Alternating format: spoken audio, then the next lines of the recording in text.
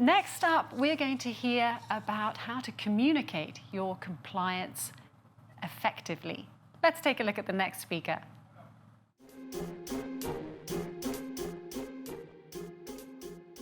We welcome our next expert, Nichole Pitts. She is the founder and CEO of ECEC, a consulting firm for corporate ethics and compliance. Nichole was previously the Vice President and Head of Compliance and Ethics at Louis Berger International. She's an expert in anti-corruption, diversity and inclusion, and compliance program development and implementation. Nichole is of the opinion that focusing on a culture-based approach to ethics and compliance, using innovative techniques, helps drive awareness and implementation of sustainable compliance programs. This results in a diverse and ethical culture being embedded into your organization's DNA, and the compliance program being viewed as a competitive advantage.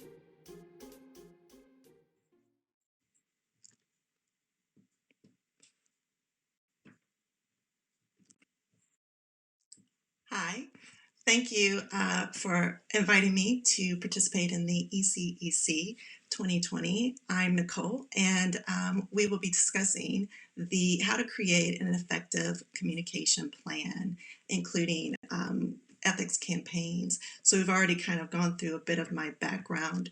For what we'll be discussing today is going to be some of the common challenges that compliance programs face when trying to really message out some of the key areas of risk that need to be addressed, as well as the purpose of a communication plan, the benefits of a communication plan, as well as some of the key components. And then I'll get into what ethics campaigns are and a couple of examples for summing up the key success factors for compliance communication campaign, and then closing out with Q&A. So when we look at some of the common challenges for compliance departments and their programs, historically the compliance program has had a very prescriptive approach to implementing their program, and this has come from government agencies and the way that they enforce. So if you look at the United States Department of Justice, when they first issued their federal sentencing guidelines, it really took a more prescriptive approach. And you look at the UK Bribery Act, and even now with Sat-Ban-2 and some other countries that have their compliance regulations enforced, companies and organizations tend to want to make sure that they're complying with the regulation and aren't as focused as to how that is received by their workforce. And this can lead to overly complicated, long or legalese policies, which are hard to be understood by your workforce, and they don't know how to apply it to their everyday role. It also looks at having maybe trainings and webinars that are long and complicated or just plain boring. And then you don't take into account culture and the education level. If you have a very diverse and global workforce with different educational levels, sometimes the training can be a little too complicated and not as succinct as it needs to be based upon their role. As we have moved into COVID-19, workloads have increased and there's a lot more distractions with working from home.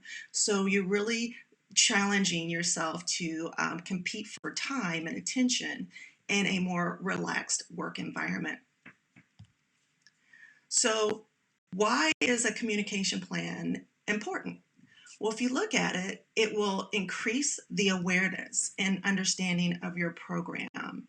And it's going to move from a monologue of the compliance department pushing out policies, procedures and communications to encouraging that dialogue. So as you develop and deploy campaigns, you encourage more engagement and dialogue with people reaching out to you, as well as having those discussions amongst their peers. It also helps to provide a roadmap for the ethics office, so you know where you're going and you can provide that to leadership with your strategy development. But also when you're doing your board meetings, you can say, here's where we're going, but this is what we've accomplished in the time since your last board meeting, and what you've been able to deploy with your messaging. And it also helps you to be more proactive in addressing risk instead of reacting and putting out messaging from things that you've identified from your hotline investigations or audits. So as look at, there's really 4 key benefits for a plan. And the first is that identity and branding of your program. When you're doing a communications plan, you're consistently putting out some sort of communication or some sort of campaign to where people are going to be involved. So try to make sure that you are innovative in your approach, but also that you're consistent in the types of documents that you're sending out. Whether that be a logo or just some sort of how you brand your documents, have that same consistent look and feel. This will allow you to increase in awareness of your program. And for that is that you're using different methods and tools to operationalize your policies. So it's those snackable bites of information that you'll be distributing during these campaigns. And that will lead to increased retention as people are able to view this and accept it in different varying learning styles. Then they're able to understand and digest how this risk applies to their role. And then from there, you're able to reduce your risk because employees understand, they know who to go to, and they understand what their role is with regards to that. So when we get into the actual communication plan, there are really 6 key elements for that. The first is going to be the topic. So what risks do you want to make sure that you're addressing? And you can look at your hotline investigations trends, look at your risk assessment. What are some of the high risks that have been identified from that? Also audits, and then what's going on in the world. Are there things that have been coming up that you feel like need to be addressed? And from there, you create campaigns. And this is going to go into that second element, which are the tools. And the tools that you would use to communicate could be a podcast, webinars or trainings, newsletters. There's a lot of different tools that you can use to communicate. I'll go through a few of those in a future slide. And then you have to decide what type of communication is this going to be. Is this going to be a major campaign that's going to be over a course of weeks? Or is it going to be a light campaign where you may just do one communication on this, or it could be a multi-arc depending on the subject matter. Who is your audience? Make sure that it is very audience specific and you've tailored it to that particular risk group. There may be some communications that do need to be company-wide, but depending on the risk, you need to make sure that some of your communications are really tailored towards the department or individuals that have that risk. Then you get into your method of delivery. How are you going to communicate out these particular campaigns and tools? So that could be whether or not you use your intranet site or email. What about platforms that you have? So it's figuring out the method in which you're going to do to communicate it. And then finally, you're looking at your time. So certain campaigns are really going to be based upon sometimes in some of the calendars. So if you think about gifts and hospitality, then you'll need to make sure that you message that out during the high risk seasons. So it could be Diwali, Christmas, Chinese New Year, Eid, those types of things. And that would be your multi-arc campaign. And as we look at what these ethics campaigns are, that's, as I talked about, using a series of tools to communicate your message. And you're using it in a different variety of ways in order to make sure that you're covering different learning styles. And this could be something that is a one-time, you just do it for 1 week, or it could be up to a 3-month campaign to maybe you have a poster that you display for 3 months. But you're looking at what works best for your organization. And as we think about these ethics campaigns, there's really four key parts to it. And you can pick and choose which one you use, or you can use all of them. The first one is creating a teaser, and that's creating a buzz. Sometimes when we do some messaging, we just send out a policy and employees don't know, well, why is this coming out, or why do I get this communication? So it's creating that buzz that something is about to happen. I like to use movie trailers for that, like Mission Possible, and here's a key piece of information. And then going into step two, which is introduction. And that's an overview, a high level overview of what's going to come. And if you use like a hotline as an example, then it's that here is what an employee hotline is about. And then that's when you get into deployment, and that is going to be the heart of your campaign, what your main message is. So if it is where you're introducing or reintroducing your hotline, this allows you to provide the link for that, as well as if there's a speak up policy or some sort of document that details how you can report a complaint, how the data is handled with GDPR, how you're retaining and all of that information. And then you close that campaign out with reinforcement. And this is a recap of the key points of your main message, as well as like infographics or quick reference guides, different types of ways in order to make sure that you're helping to reinforce that message. And that can be something that is done or consistently throughout your communication plan. An example of some content for these different campaign processes are with the teaser. I talked about the movie trailer, and that's something that you can make in-house. Posters or doing whiteboards. For the overview, it could be an explainer video, something that's 60 seconds to 2 minutes that gives a very high-level overview of maybe your policy or procedure. You can do a newsletter to say, in the coming weeks, this is going to be coming out, or a video from your leadership and staff. We've done that when we were introducing the code. It's what does ethics mean to me? And it was a nice 5-minute video that everyone, we picked people throughout the organization, but also the CEO and the C-suite to be involved in. And then that next week we did the deployment of the code. And that could be also if you're going to do training, maybe you want to launch a podcast series that you're going to talk about certain timely ethical issues, or it could be a series on movies or television shows that you want to talk about ethical issues, training or webinars, but whatever the main mission is for your campaign, that's going to be in your deployment phase.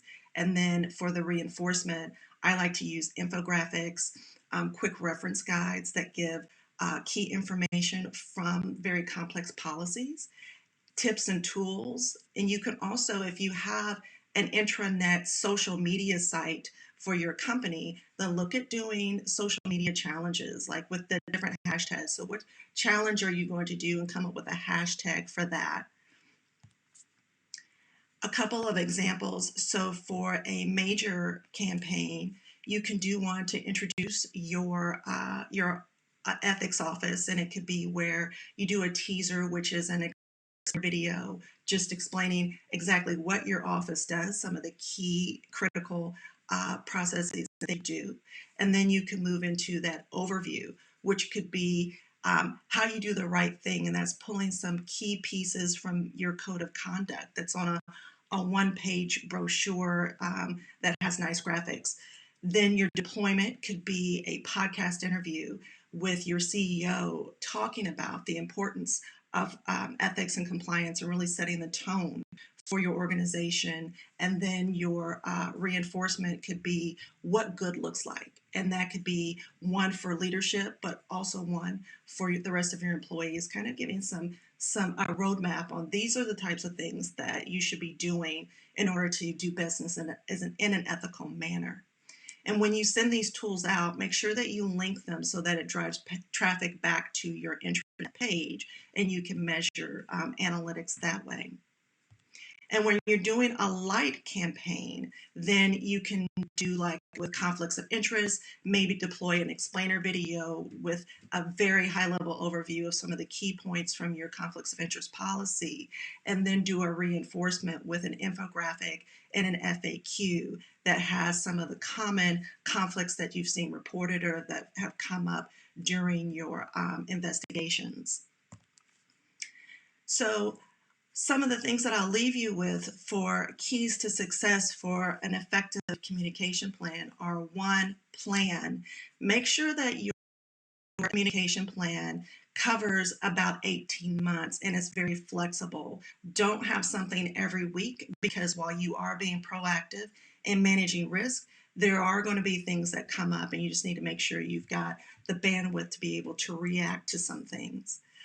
Also, seek buy-in from your leadership and other key stakeholders. This will be raising the profile of your compliance department, and you're going to be taking up airspace. So you want to make sure that you're not stepping on toes, but also that you get other people to partner with that can also help message out your program. And that gets also into that partners with your key influencers. Every organization has those individuals that people listen to. So seek them out and get them on board with your communication plan and tap into their network. Figure out how you can help message your communications plan, depending on the area of risk, with what they do. Look for inspiration. You don't have to create everything from scratch. Look on TV, especially with us working from home. I launched a Netflix and Skill where you can look at the trends from each country. And when Ozark's new season came out, that was a great opportunity to talk about anti-money laundering. The Mandalorian is coming out on Disney Plus, and so we talked about some of the ethical issues that come up in the Star Wars universe. People love to talk about timely issues or some of their favorite TV programs or movies. Also, Peloton. I love Peloton, but they have done a really great job with marketing, and that's really what you're doing is marketing. And they were able to push out this thing called a Peloton over the summer, and it was to really increase people's engagement across the platform. And that's something that you can do as well. Partner with your foundation if you have a charitable giving arm and say, okay, you know that they're going to be doing a large donation to a certain, maybe to feed the hungry. Have people opt in, have different groups like finance, HR, compliance, and you each have your team and people opt in for their team. And then you have them do different tasks where they earn badges. People love to earn badges and do gamification. So as you're doing that, you're getting them to not only get outside of their comfort zone and to opt into receiving more information. Also, I talked about before, just make sure that you're looking at timing of when you're running your campaigns.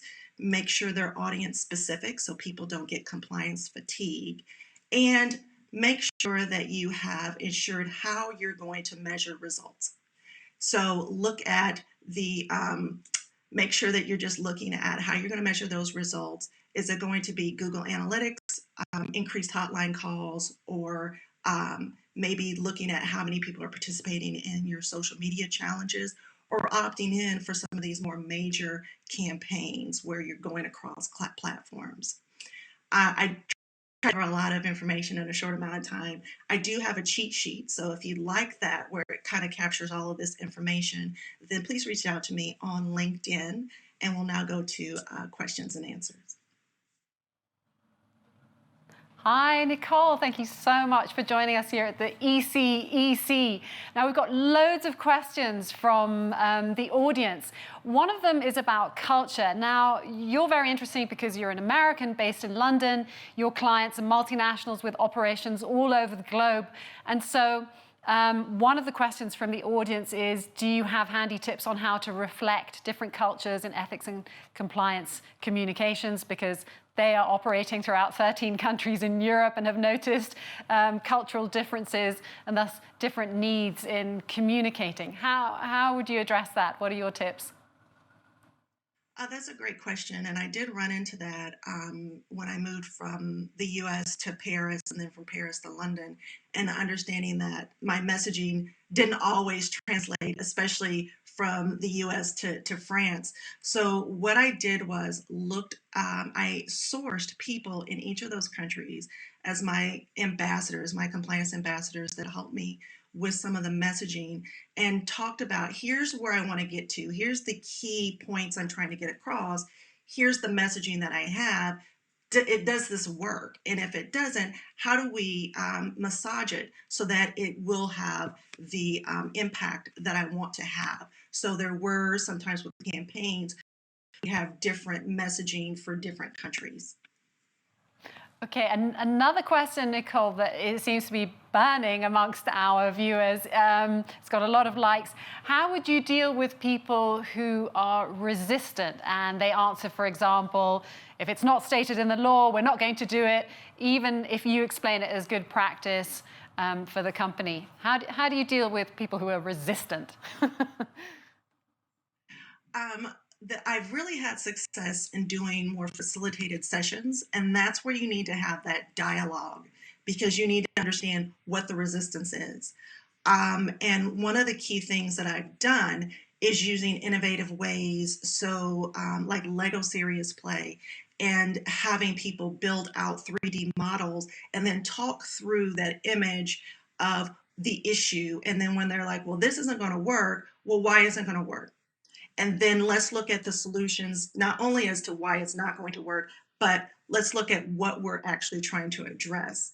I've had that a lot of times, even when working with a company that was under a DPA, I was surprised that, there was still a lot of resistance. But when we were able to pull it back from people's personal resistance into talking through something that was a 3D model and then working through the issues that way, it was much more meaningful. And then having them be part of the solution instead of just saying, no, it's not. Well, let's build something to where you have input in how do we address this problem. Okay, so now going from employees who might be resistant to management who might be resistant, how do you justify the employees spending hours on compliance, e-learning? How do you justify that to management? Well, I think you need to look at how much time they be spending on e-learning. I don't think e-learning is all of that effective, but you're also looking at what the competitive advantage is of people understanding what the risks are and how they reduce that risk. And if you break it into these snackable bites throughout the year, and you're able to report back to your CEO and your board on the increased engagement, and then you can also look at, has there been a reduce in certain high risk activities? Maybe there was travel expense fraud, or you had some issues with conflicts of interest. What you have to do is show that the metrics are working that show that your program is really being seen. Because you can have the best program in the world, but if people don't know about that and they're not engaging with you, then it's not going to seem to be effective.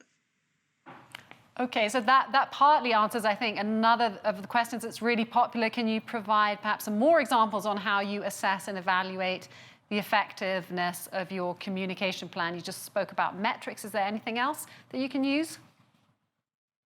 Yeah, I think when you're looking at how do you evaluate the effectiveness, you need to make sure you have the baseline. And where's your program right now, doing an assessment, a risk assessment? Here's where we are. And then how do you assess that going forward? So it could be where you're doing webinars, especially in COVID-19, you do polling, breakout rooms, and seeing if there's an increase in awareness of your program, as well as risk. And then as you're doing these campaigns and you do maybe the social media, or you have them opt in, you're going to see if there's a more pull services. And I found that helped me to be able to get more money because they always, leadership always wants to cut your cost center, and ethics is a cost center, but it's really showing the value of this and why you need more resources and funding in order to be able to reduce the overall risk. And by partnering with those key influencers, the COO is a key one. They see the value, then they will also go to bat for you as well. So it's those influencers that help. It's not just you, but it really is that marketing and advertising of your program.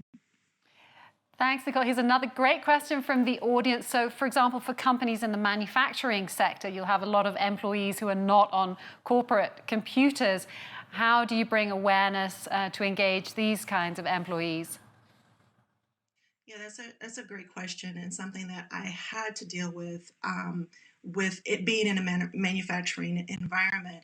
And you have to look at what or do they have personal emails? What are you using to communicate with them in the first place? And if they have any sort of meetings, any department meetings, you have to work with their managers in order to message directly to them. It's looking at the educational level. Some just don't need email accounts because they're doing maybe janitorial services. For those that manufacturing environment, look at what health and safety is doing, because they are always going to be communicating in that environment to make sure that they are in compliance with the health and safety rules. So piggyback on those, but look at what other groups are doing that are being able to be effective in those situations. Okay, perhaps one final question, Nichole. So there are great ideas and lots of innovation there, but can all of this content for communication be created in-house? Yes, it can. You can work with your graphics department to create the brochures and the infographics. You can also work with use Canva, which is a very low cost tool. You can use it for free, or you can just go ahead and get a subscription, an annual subscription for your brand colors. iMovie, you can create your movie trailers in iMovie, but a lot of this you can create in-house at a very low cost. Our time's up, unfortunately, Nichole. Thank you so much for your wonderful creative ideas on how to communicate your compliance effectively. Thanks, Nichole.